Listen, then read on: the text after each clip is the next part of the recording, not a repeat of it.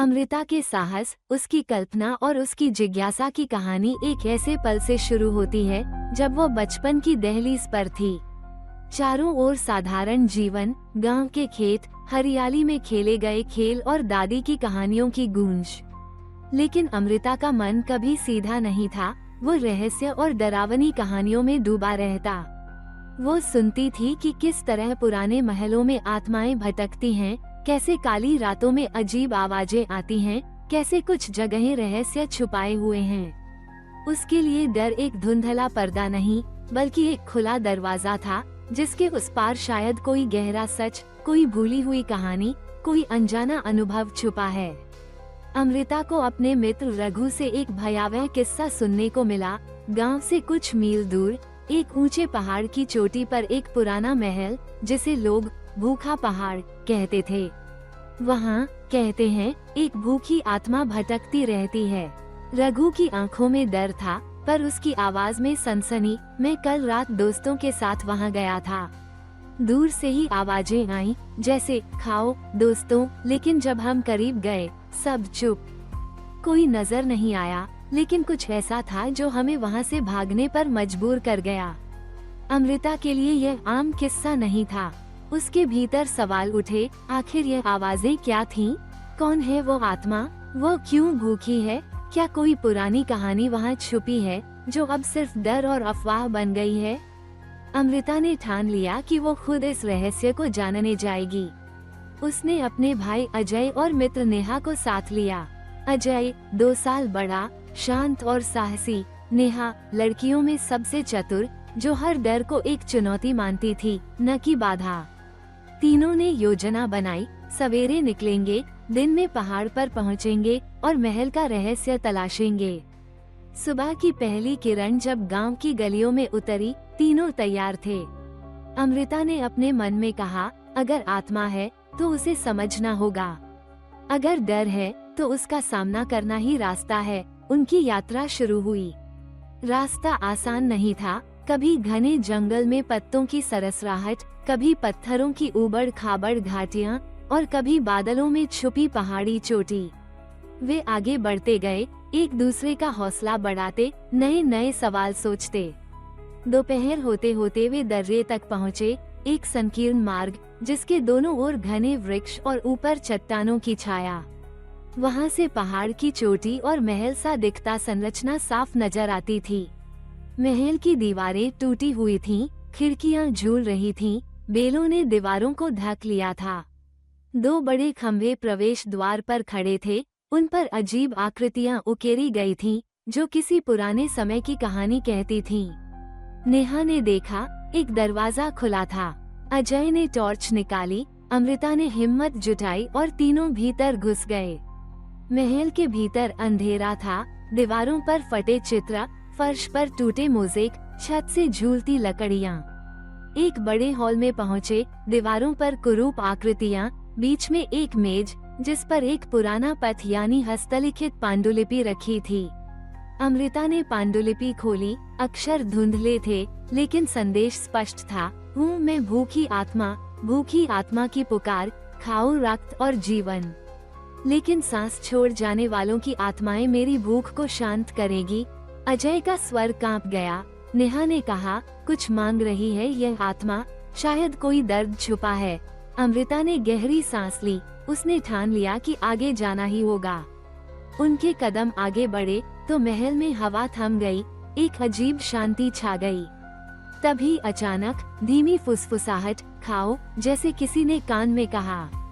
नेहा डर गई। अजय ने टॉर्च घुमाई, पर अंधेरे के सिवा कुछ नहीं दिखा। अमृता ने अपने डर को दबाया, उसका दिल तेजी से धड़क रहा था, लेकिन वो रुकने के लिए तैयार नहीं थी। वे एक मंजिल पर पहुँचे, जहाँ कई कमरे थे। एक दरवाजा आधा खुला था, अंदर दीवार पर एक अधूरी आकृति थी, जैसे खून के छींटे। तभी दीवार के कोने से एक छाया निकली, फीकी, धुंधली और धीरे धीरे ठहर गई। नेहा ने पीछे हटना चाहा, लेकिन अमृता ने उसका हाथ पकड़ लिया। नहीं, हमें जवाब चाहिए। अदृश्य पैर की आहटें, फुसफुसाहटें, दो आत्मा, और अचानक दरवाजा जोर से बंद हो गया। तीनों एक दूसरे को देख रहे थे, भय, चिंता और उत्सुकता की मिश्रित भावनाएं। अजय ने दरवाजा खोलने की कोशिश की, वह खुल गया, लेकिन बाहर की दीवारें और गलियां पहले से संकीर्ण और अंधेरी लग रही थीं। अचानक एक कोने में हल्की रोशनी नजर आई। वहां एक आत्मा झुकी हुई खड़ी थी, आंखें खाली, हाथ हिलाते। उसकी धीमी आवाज थी, 2 आत्माएं। अमृता ने साहस जुटाया, हमारे पास 2 आत्माएं हैं, हम तैयार हैं। आत्मा ने महल में चक्कर लगाना शुरू किया, उसकी छाया दीवारों पर नाचने लगी। तभी महल की छत से धूल गिरने लगी, खंभे लड़खड़ाने लगे। नेहा गिर पड़ी, अजय ने उसे उठा लिया। अमृता ने आत्मा की ओर झांका, बताओ क्या चाहिए? आत्मा के स्वर में दर्द था, रक्त, जीवन। अमृता ने दृढ़ता से कहा, हम रक्त नहीं देंगे, लेकिन हम शांति जरूर देंगे। आत्मा चीख उठी, इतनी जोरदार कि तीनों के कान बंद हो गए। महल कंपने लगा, दीवारें टूटने लगीं और बाहर निकलने का रास्ता बंद हो गया। नेहा बोली, अब कैसे निकलें? अजय ने कहा, नीचे सुरंग हो सकती है। अमृता ने पांडुलिपि देखी, उसमें लिखा था, जल आग मिला दो, मूक आत्मा को विभाजित करो, जीवन को पुनर्स्थापित करो। ये संकेत था कि पानी और आग का मेल आत्मा को शांति दे सकता है। अजय ने टॉर्च से दीवारों को टटोला। नेहा ने एक पुराना कैंडलस्टिक और कटोरी ढूंढी जिसमें तेल के दाग थे। वे नीचे की सुरंग में गए, वहां नमी थी, दीवारें और ईंट पत्थर। अमृता ने झाड़ी से पानी लिया, अजय ने कटोरी में तेल डाला, नेहा ने मोमबत्ती जलाई। तीनों ने मिलकर पानी और आग को कटोरी में मिलाया। आत्मा की चीखें तेज होती गईं, दीवारें कांपने लगीं। कटोरी से एक चमक निकली, रोशनी की किरण आत्मा की ओर बढ़ी। आत्मा की आकृति खींचने लगी, धीरे धीरे उसकी धुंधली परतें टूटने लगीं। एक स्वर गूंजा, अब शांति। आत्मा गायब हो गई, महल शांत हो गया, हल्की रोशनी फैल गई। तीनों थक चुके थे, लेकिन उनके चेहरे पर संतोष था। नेहा ने पूछा, क्या हमने सच्ची मुक्ति दी? अजय ने सिर हिलाया, हाँ, आत्मा ने शांति पाई।